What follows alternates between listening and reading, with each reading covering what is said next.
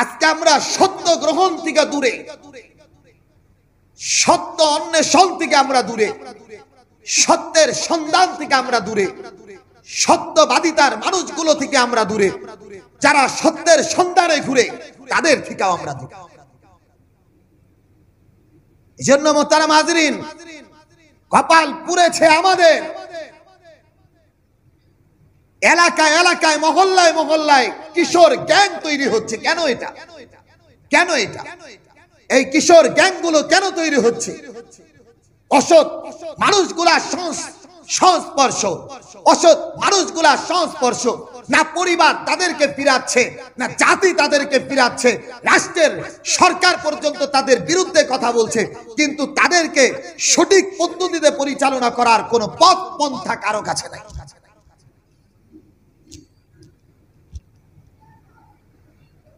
মোহতারাম হাজরিন, আমার কথাগুলো বুঝবেন। বাবা এসে সন্তানের জন্য কাঁদে, হুজুর ছেলেটা ভিন্ন রকম হয়ে গেছে। এই ভিন্ন রকম হওয়ার পিছনে আপনি বাবা দায়ী। আপনার ছেলে যখন ভিন্ন রকম হয়েছে তখন আপনি আসছেন কেন? ভিন্ন রকম হওয়ার আগে আপনার হুজুরের কাছে আসা দরকার ছিল। বলেন বলেন, আপনার সন্তান ভিন্ন রকম হওয়ার আগে হুজুরের কাছে যাওয়া দরকার ছিল। ভিন্ন রকম হওয়ার আগে সন্তানকে মসজিদে আনা দরকার ছিল। ভিন্ন রকম হওয়ার আগে আল্লাহওয়ালার দরবারে পাঠানো দরকার ছিল। ভিন্ন রকম হওয়ার আগে খারাপ মানুষ থেকে আপনার সন্তানকে বাঁচানোর দরকার ছিল। আর আপনি কি করেছেন? খারাপ হওয়ার পরে, নেশায় আক্রান্ত হওয়ার পরে, জুয়ায় আক্রান্ত হওয়ার পরে, খারাপ মানুষের সঙ্গ গ্রহণ করার পরে মারামারি, বড়দের না শ্রদ্ধা, না সম্মান, না কারো কোনো শ্রদ্ধা ভক্তি আছে। যখন ছেলেটা একেবারে খারাপতার চূড়ান্ত পর্যায়ে চলে গেছে, এখন আপনি ভালো করার জন্য দৌড়াইতেছেন। আগে কোথায় ছিলেন?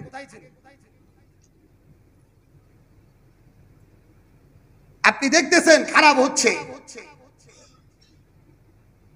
তখন থেকেই তো আপনার মেডিসিন প্রয়োগ করার দরকার ছিল।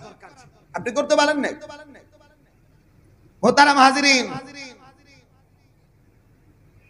মাফ করবেন, এবং তো অনেক বাবা আছেন সন্তানটা নেশায় আক্রান্ত, উশৃঙ্খলতার চূড়ান্ত পর্যায়ে, ওই সন্তান নিয়ে বাবা গর্ব করে। বাবাটা কেমন? তার ছেলেটা উশৃঙ্খল, বাবাই গর্ব। এমন বাবা তো অনেক আছেন, কোন মারামারিতে সন্তান অংশগ্রহণ করছে, কোন একটা খারাপ কাজের সাথে অংশগ্রহণ করে ফাইসা গেছে, বাবাই বলতেছে তোর জন্য যা কিছু লাগে আমি দিই। আপনি তো আপনার সন্তানকে জাহান্নামের দিকে নিয়ে যাইতেছেন। ও মানবিকতার রাস্তার ভিতরে নিয়ে যাচ্ছে, পশুত্বের কাতারে দাঁড় করিয়ে দিচ্ছেন আপনি বাবা। আল্লাহ তাআলা আমাদেরকে বুঝ দান করুন। মোহতারাম হাজরিন, জালিলুল কদর একজন নবী ছিলেন, নূহ আলা নবী আলাইহিস সালাতু ওয়াস সালাম।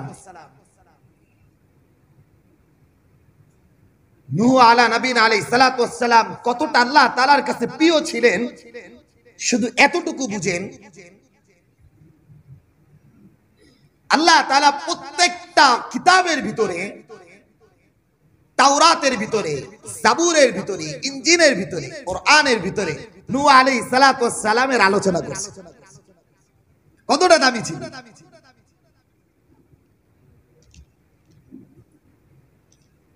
আল্লাহ তাআলা একটা সূরার ভিতরে দীর্ঘ আলোচনা করেছেন। ইন্না আরসালনা নূহান ইলা কওমিহি আন আনজির কওমাকা মিন ক্বাবলি আন ইয়াতিয়াহুম আযাবুন আলীম।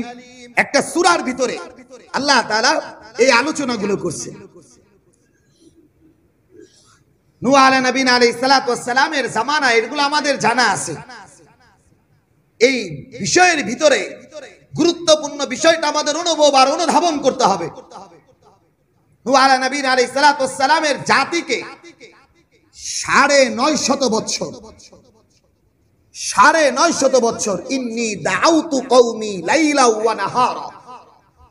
নূহ আলাইহিস নবী আলাইহিস সালাতু ওয়াস সালাম বলেন, আমি আমার জাতিকে সকাল সন্ধ্যা 950 বছর দিনের দাওয়াত দিয়েছি। মুষ্টিময় কিছু মানুষ আসছে। এই জাতি ছিল খুব উন্নত জাতি,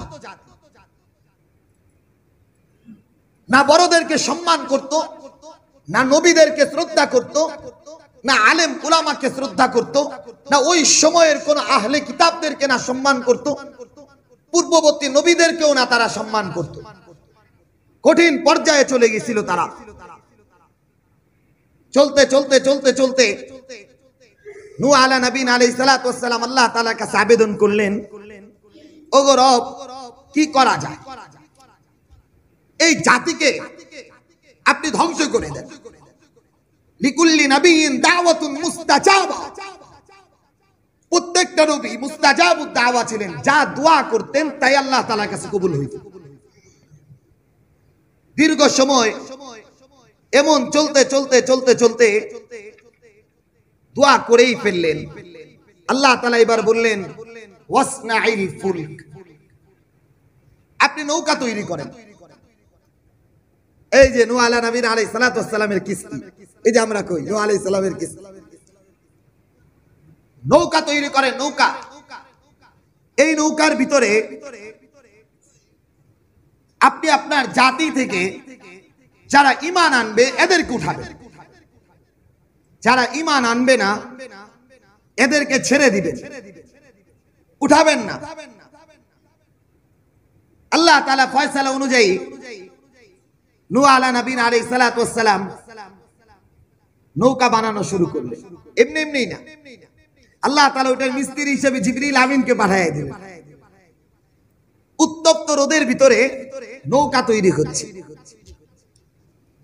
এই অবস্থাটা দেখে উনার জাতি আরো হাসাহাসি করতেছে, নৌকা তৈরি করতেছে। বৃষ্টি নাই, খরা জমিন, ফসল নাই, আর এই নৌকা তৈরি করতেছে। হাসাহাসির অনেকটা পর্যায়ে চলে গেছে। নবী নূহ আলা নবী আলাইহিস সালাতু ওয়াস সালাম আল্লাহ তাআলার কাছে এই কথাগুলো কথোপকথনগুলো করলেন, ওগো আল্লাহ, এই জাতি তো আরো উদ্যত হয়ে যাচ্ছে, কি করা যায়? আল্লাহ তাআলা বললেন, আপনি অপেক্ষা করেন, বৃষ্টির অপেক্ষা করবেন।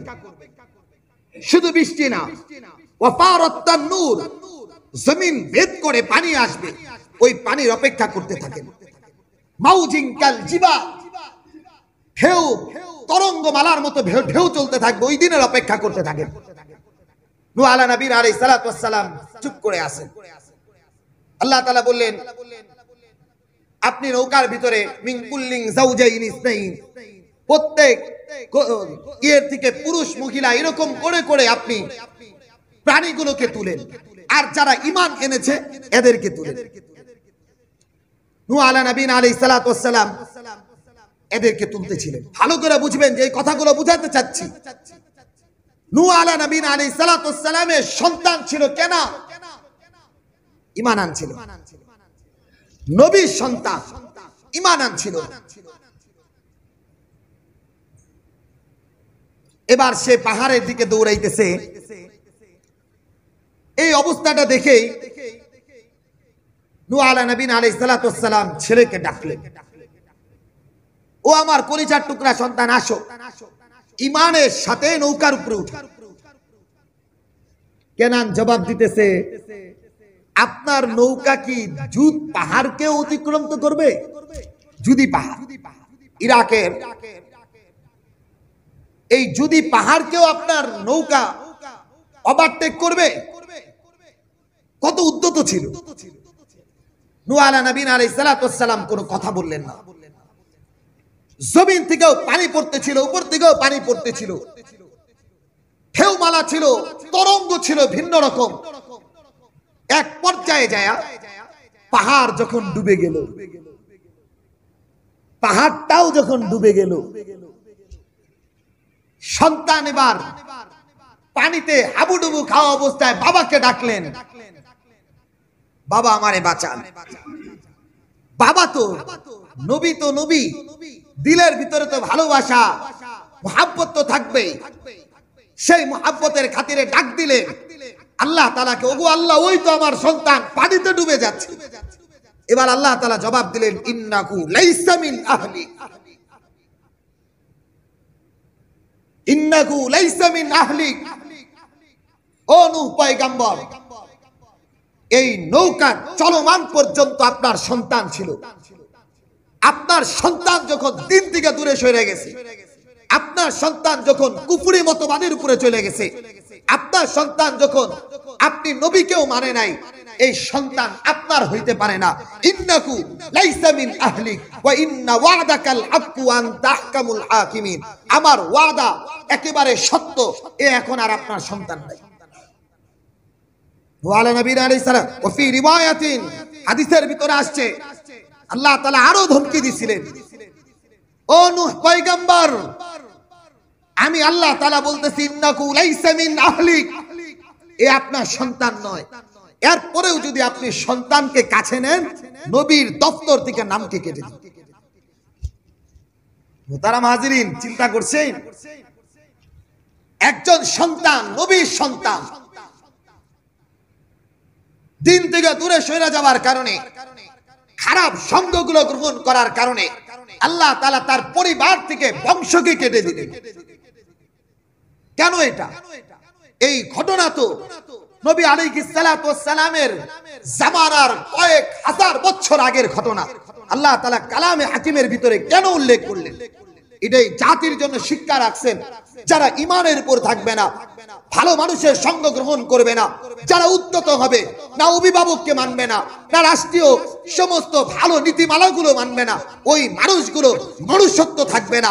ওই মানুষগুলার চেহারায় মানুষ থাকলেও পশুত্বের কাতারে দাঁড় হয়ে যায়। এটা আল্লাহ তাআলা বিধান। মুহতারাম হাজিরিন, এবার নবী আলাইহিস সালাত, বাবা তো এবার একটু দোয়া করতেছি, ওগো আল্লাহ, আমার তো সন্তান। কথাটা বলার সাথে সাথে আল্লাহ তাআলা বলেন, ফালা তাসআলনি মা লাইসা লাকা বিহি ইলম। কখনোই আপনি তার জন্য চাইবেন না আমার কাছে যেটার জ্ঞান আপনার কাছে। আল্লাহ তাআলা যেই পরিমাণ এই আয়াতের ভিতরে নবীকে ধমক দিয়েছেন, কেন এটা?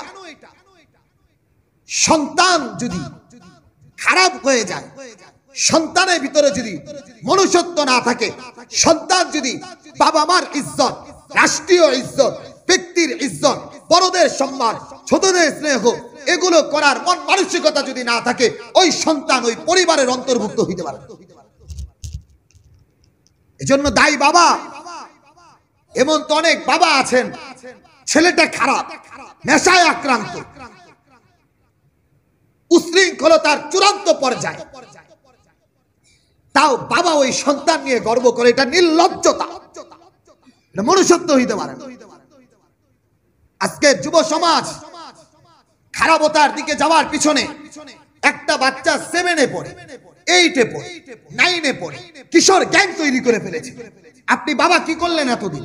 দেখলেন না? এটা দেখেছেন ঠিকই, কিছু বলতে পারেন নাই। কেন বলতে পারেন নাই? আপনি মনে করেছেন এটা মনে হয় আমার ক্রেডিট আর মর্যাদা।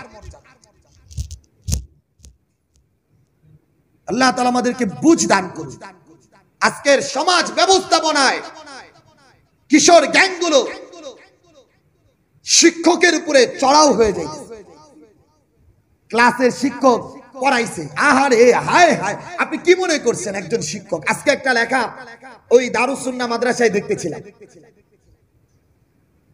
শিক্ষক বাদশা নয়, বাকি বাদশা তৈরি করতে পারেন ওই শিক্ষক। বলেন তো ঠিক কথা না? আমি কথাগুলো খুব গভীর ভাবে তাকিয়েছিলাম, কথাটা চমৎকার কথা। শিক্ষক বাদশা নয়, বাকি বাদশা তৈরি করতে পারে।